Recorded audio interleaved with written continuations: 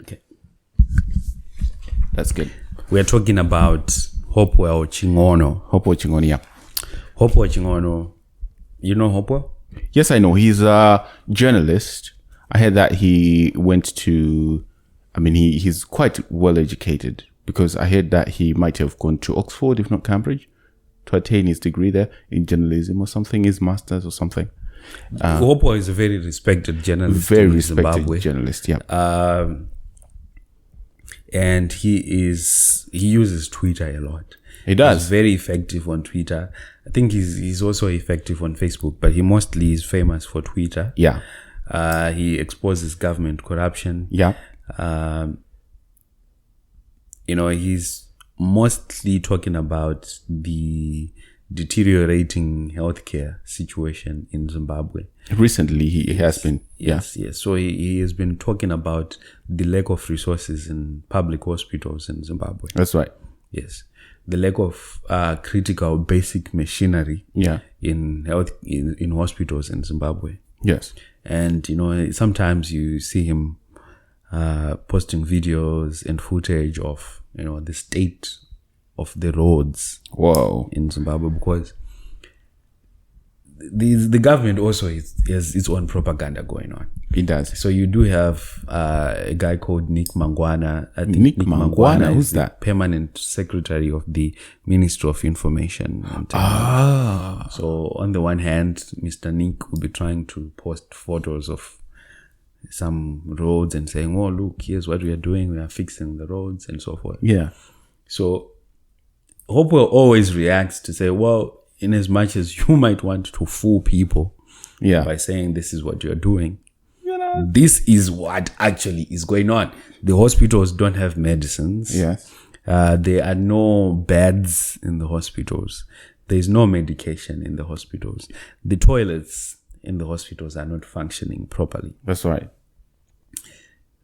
The doctors in the hospitals are not getting paid sufficiently. And he also talks about the looting of public resources by the government, the looting of gold reserves, the looting of diamonds, the looting of platinum, the looting of chromium, and so forth. Yeah. So here I highlights all that. And that's what an investigative journalist is supposed to do. That's right. Yes. And you also expect that an investigative journalist should be savvy with social media platforms. That's right. So that they can spread the word out there. That's right. Yeah. And he's doing all that. And he's been quite successful, because I'm pretty sure if you ask any Zimbabwean, especially who is on any social media platform, they'll tell you that they know who Hopewell Daddy Hope Chin'ono is. Yeah. Yes. So he's respected. He's respected like that. So recently he went to Switzerland, to Geneva. Yeah. To attend a human rights forum. That's right. And in Switzerland, he highlighted all these things that we are talking about. Yeah. The state of the healthcare in Zimbabwe, the state of the roads, the looting going on. Yeah. The state of our education sector and so forth. Yes. And ever since he made his speech at the Human Rights Forum, there's been some threats that he is going to be arrested on arrival in Zimbabwe. So, I just wonder, what do you think about that? What do you think about those kinds of threats? Well, they are real. If we were to look back to the history of the country, right? Mm-hmm. He wouldn't be the first person. And he has been arrested before. Yes. Right? Yeah. And I'm pretty sure he's been abused physically as well. Yeah. So when they say it, they can do it, right? Yeah. But I'm pretty sure that you would disagree with the act of arresting someone who's speaking freely. It seems to go against one's natural right to express themselves. It goes against the law. Yeah. It's against the law. Yeah. The government can break the law. They can? Yes, the government can break the law. Okay? Yeah. This is why it's very important to have an independent judicial system, an independent judiciary in any country, which can adjudicate matters without fear and without favor. That's right. A government can break the laws. A government can violate the constitution. A government can violate the constitutional rights of the people over which it governs. Okay. So in this case, Hopewell has a right to freedom of speech. Hopewell has a right to freely express himself. Okay.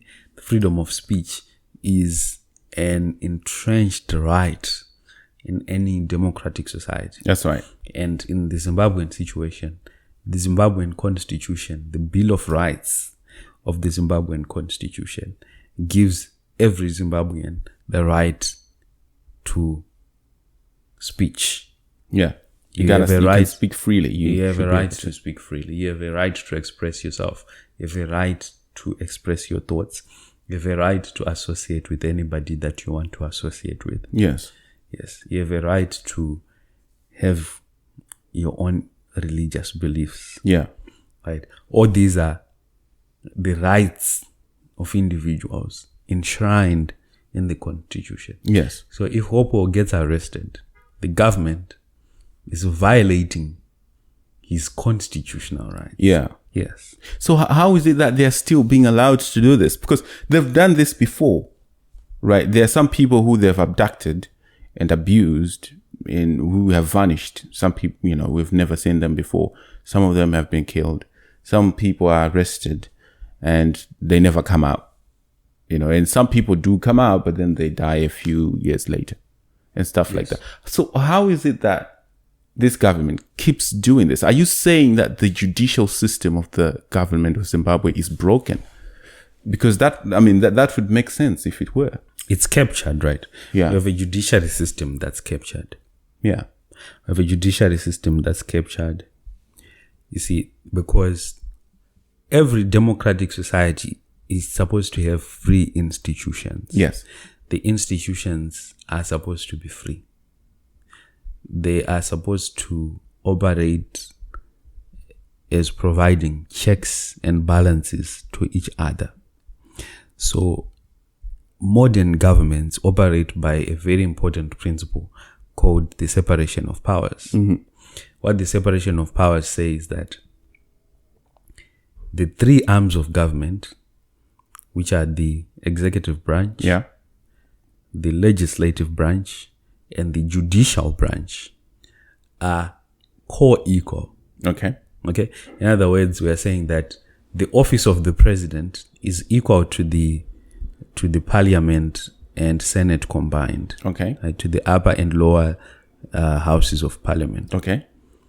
So the executive branch is equal to parliament and is also equal to the judicial branch. Right? So it's illegal for a president to pick up his phone and call the chief justice or call any justice, any judge in the country and say, in the matter between X versus Y, I want you to adjudicate in favor of X and against Y. The president is not supposed to interfere in the dispensing of justice. That's right. By the judiciary. Same also, parliament is not supposed to interfere with the business of the judiciary. The judiciary is not supposed to interfere with the business of parliament or the business of the executive branch. Yes. Right. So these three arms of government are independent of each other. They are equal and independent, right? Parliament writes laws. The president, the executive branch, enforces the laws. The judiciary branch interprets the laws. Right? That's the mechanics of government. Right? So in the case of Hopewell, if he gets arrested, the constitution actually tells you what happens if somebody is arrested, that they're supposed to go to court within 48 hours. And if our society is a free society, a democratic society, a law-abiding society, which respects the constitution on which it is founded, if Hopewell gets arrested, he's supposed to be tried within 48 hours, and the judge is supposed to say, no, the government is actually violating his rights. And where possible, he should actually be compensated. Yes. Yes. But what happened to Hopewell in the past? He was arrested for months without trial. Oh, that's horrible. Yeah. That's absolutely unacceptable. So why? I mean, that says a lot about the corruption of what you've been talking about. It looks like these three branches that are supposed to be independent, according to the Constitution, are not independent at all. They are not operating independently. So that dynamic there, where there is interference, cross interference amongst the three branches of government, where the president can tell a judge to adjudicate a case, to rule in a case a certain way, where the president can pretty much force the judges to do certain things. Yeah. And where parliament is also not writing good laws, right? Or where parliament is also working with the president to write draconian laws, bad laws, anti-democratic laws, then that society is doomed. We're doomed, man. We are doomed. So we pray for Hopewell because these are his rights. Yes. These are our rights. His job is to expose corruption, is to report facts, and to inform the people. Yes. And these people that he's informing are the source of all power. That's right. In society, because they are the ones who vote for their leaders. That's right. Yes. So how do we best support someone like Hopewell in this kind of situation? Because, I mean, we can tell people to go and vote. Yeah. But there's a probability that the vote won't matter. Right. But even having said that, I mean, if he gets arrested for more than 48 hours without going to court, can we go and bang on the jail to say, let him out? No, so people should speak up. Yeah. People should where necessary, people should file lawsuits against the government to say the government is violating the constitution. The government is violating Mr. Chin'ono's rights. Yeah. Yes, that should be expected if the people of Zimbabwe are serious. Yes. In preserving, the law and the constitution and the rights. Because if Hopewell's rights are infringed, everyone's rights are infringed. That's right. If Hopewell is unsafe, everyone is unsafe. If you can be arrested if Hopewell can be arrested at an airport, everyone can be arrested. Man, it's scary, bro. It's scary. Yeah. Just imagine thinking whenever it's not a good thought to have. Yeah, there's no freedom there. You are not free. So of which, we assume that if we create societies that are governed by democratic values, that are also governed by the law, then those societies are supposed to foster freedom. That's right.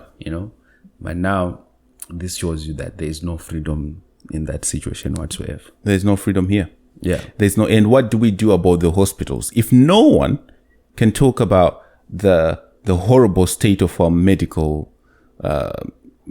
branch, right, or our hospitals, then what hope do we have of having a better medical system? Yes. Because you see now that the accountability we were talking about, right? Yeah. That government leaders, when you elect them, they're supposed to be accountable to the people who elected them.